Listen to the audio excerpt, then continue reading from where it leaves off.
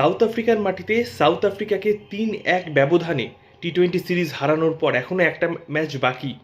এই অবস্থায় রীতিমতো ভারতীয় টি-20 দল টগবগ করে ফুটছে। একটা এত বড় স্কোর খাড়া করার পর এরকম ডমিনেশন নিয়ে সাউথ আফ্রিকাকে ফোর্থ টি-20তে হারানো not a matter of joke.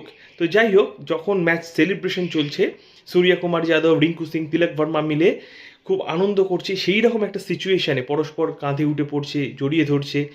এই সময় রিঙ্কু সিংয়ের মাথা থেকে ক্যাপটা খুলে পড়ে যায়। যে জিনিসটা খুব ভালো লাগলো, তৎক্ষণাৎ সূর্যকুমার যাদব দেরি না করে সেই ক্যাপটা তুলে নিয়ে প্রণাম করলো। শুধু তাই নয়, ক্যাপে একটা চুমুও খেলো।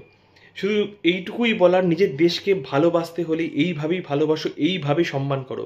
যেহেতু ইন্ডিয়ান ক্যাপে তেরাঙ্গা রয়েছে, সেটা যেন কখনো ভুল উন্ঠিত না হয়, হয়ে গেলেও তাকে যথাযোগ্য সম্মান দিল প্রণাম করে।